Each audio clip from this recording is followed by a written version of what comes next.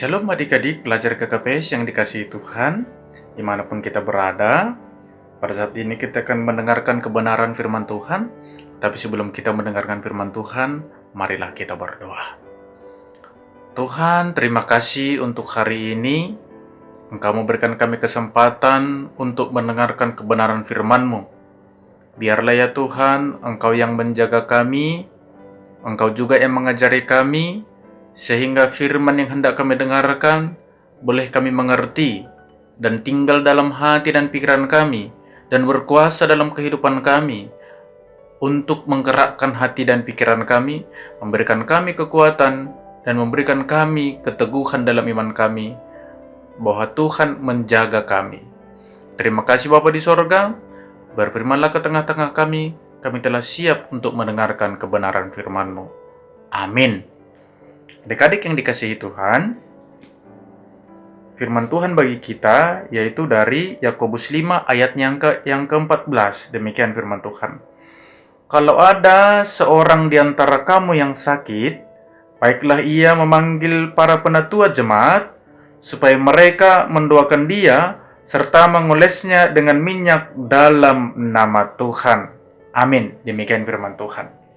Adik-adik yang dikasihi Tuhan, jika di sekolah mungkin kita pernah diajarkan bahwasanya pertolongan pertama pada luka adalah dengan membasuh luka tersebut dengan alkohol atau dengan air, kemudian menaruh obat, yaitu mungkin dengan betadin. Itulah pertolongan pertama yang dilakukan ketika ada luka. Nah, adik-adik yang dikasihi Tuhan, ternyata dalam Alkitab, pertolongan pertama saat kita sakit juga ada. Apa itu pertolongan pertama ketika kita sakit? Pertolongan pertama bagi orang Kristen ketika dia sakit adalah berdoa. Nah, adik-adik, kalau dalam keadaan sakit, apa yang duluan dilakukan? Berdoa, cari obat, langsung ke dokter, atau bagaimana? Memang, kebanyakan saat orang sakit, yang dia lakukan adalah mencari obat, dokter, atau langsung ke rumah sakit atau klinik, sehingga mungkin doa itu menjadi alternatif terakhir ketika apa yang dilakukan ketika sudah makan obat, ketika dokter nggak sembuh, maka doa itu menjadi alternatif terakhir. Tapi firman Tuhan mengajarkan pada kita pada hari ini bahwasanya doa menjadi tindakan awal bagi setiap orang Kristen, baik kita yang sakit atau orang-orang yang ada di sekeliling kita yang sakit. Tindakan awal kita adalah berdoa. Nah, kenapa kita juga harus mendoakan orang lain? Kenapa kita harus memiliki tanggung jawab untuk mendoakan orang lain? Nah, sebagai anak-anak yang percaya terhadap Tuhan, dan kita juga sebagai anak-anak orang Kristen, kita memiliki tanggung jawab sebagai orang-orang yang memiliki kasih dan sebagai orang Kristen yang tidak boleh egois.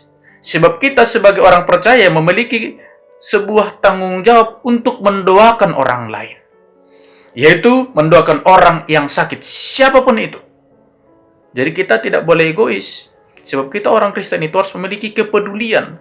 Bukti kita memiliki kasih adalah kita memiliki kepedulian terhadap orang-orang yang ada di sekeliling kita. Baik kita dalam keadaan sakit atau orang lain yang sakit, maka kita harus berdoa, kita mendoakan diri kita, dan kita mendoakan orang lain. Jadi nggak boleh egois. Ngapain aku mendoakan dia?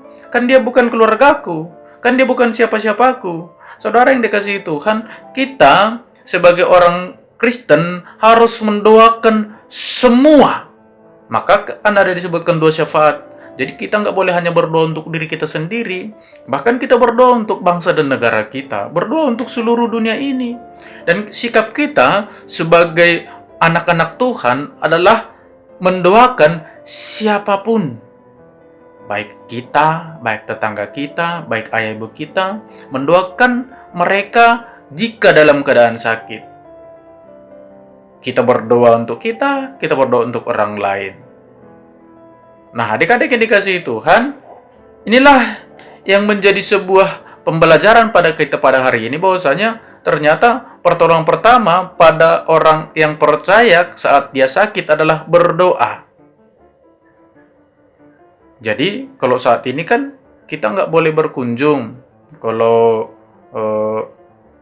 dulu sebelum corona kita bisa berkunjung berdoa bersama dengan orang yang kita kasihi ketika dalam keadaan sakit. Tapi sekarang juga kita tetap harus mendoakan mereka. Sebab apa? Sebab doa itu tidak dibatasi oleh ruang dan waktu. Dari manapun, dimanapun kita bisa berdoa, mendoakan orang-orang yang kita kasihi, mendoakan diri kita sendiri.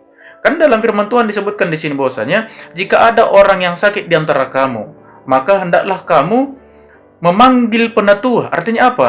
Ada orang lain yang sakit yang di sekeliling kita, kita bertanggung jawab bagaimana supaya dia didoakan. Kita harus memanggil penatua. Artinya apa? Kita memiliki tanggung jawab supaya apa? Supaya dia didoakan oleh orang sebanyak mungkin. Sebab apa? Sebab 2 atau 3 orang berkumpul dan memanggil nama Tuhan, maka Tuhan ada di tengah-tengah kita. Artinya apa? Semakin banyak orang yang mendoakan, maka semakin juga kuasa doa itu sangat luar biasa. Oleh karena itu adik-adik yang dikasihi Tuhan, sebagai pelajar GKPS, sebagai orang yang percaya, sebagai anak Tuhan, kita harus peduli. Siapapun yang sakit, baik kita yang sakit, kita harus berdoa kepada Tuhan. Sebab itulah yang diajarkan kepada kita, dan kita sebagai orang-orang yang percaya tentang kekuatan doa yang sangat luar biasa, maka doalah menjadi alternatif paling utama bagi kita untuk sembuh. Jadi jangan doa itu menjadi pilihan terakhir kalau tidak sembuh. Nah, oleh karena itu adik-adik yang kasih Tuhan, bisa kita panggil pendeta, bisa kita panggil sintua, bisa kita panggil siapapun yang percaya. Jadi doa itu tidak melekat terhadap seseorang, tidak melekat terhadap satu jabatan. Karena doa itu adalah dari hati orang yang percaya. Kan disebutkan dalam ayat yang ke-15, kalau adik-adik baca juga selanjutnya, sebab doa orang benar itu kuasanya sangat luar biasa. Jadi jika kita mendoakan orang-orang yang di sekeliling kita dengan ketulusan, dengan iman kita, maka luar biasa. Jadi adik-adik dikasihi Tuhan, kita nggak boleh berpangku tangan dalam situasi saat ini. Kita harus mendoakan dunia ini supaya cepat pulih. Mendoakan orang-orang jika ada yang mungkin yang sakit, yang terkena virus, yang terpapar virus corona ini, kita harus mendoakan mereka. Nggak boleh menjadi orang yang apatis, yang hanya diam, tidak peduli. Kita harus menjadi orang Kristen yang peduli terhadap diri kita, terhadap orang lain, dan bahkan terhadap dunia ini. Jadi kita diajarkan untuk menjadi orang yang memiliki kepedulian dengan siapapun tanpa dibatasi oleh agama, dibatasi oleh waktu, dibatasi oleh apapun itu. Jadi khotbah ini mengajarkan kembali kepada kita bahwasanya sebagai pelajar GKPS yang beriman dan yang percaya tentang kekuatan doa, maka sikap kita terhadap orang yang sakit adalah mendoakan mereka, baik tidak dalam keadaan bertatap muka, sebab doa itu tidak harus bertatap muka. Karena doa itu kita sampaikan kepada Tuhan, maka kekuasa Tuhanlah yang bekerja untuk memberikan kesembuhan kepada orang yang sakit itu. Jadi tanpa kita bertatap muka juga kita boleh mendoakan siapapun. Jadi oleh karena itu, luar biasa kekuatan doa. Luar biasa juga doa ini. Dari manapun, dimanapun kita bisa berdoa, meminta kesembuhan kepada Tuhan. Amin. Kita berdoa. Tuhan, terima kasih. Firman-Mu telah kami dengarkan. Biarlah firman-Mu berkuasa, mengajari, dan memberikan kami juga pengharapan, sebab kami percaya kuasa doa juga sangat luar biasa, dan kami diajarkan untuk menjadi orang yang peduli terhadap sekeliling kami. Terpujilah Engkau Tuhan, pelajar GKPS dimanapun mereka berada, Engkau berkati, Engkau berikan mereka ya Tuhan kesehatan, Engkau berkati keluarga mereka dalam studi mereka, Engkau sertai mereka. Terpuji termulia Engkau Tuhan dalam Kristus. Kami berdoa dan mengucap syukur. Amin. Terimalah berkat dari Tuhan kita, kasih karunia dari Tuhan kita Yesus Kristus, dan kasih setia dari Allah Bapa, dan persekutuannya dengan Roh Kudus, kiranya menyertai kita sekarang sampai selama-lamanya. Amin.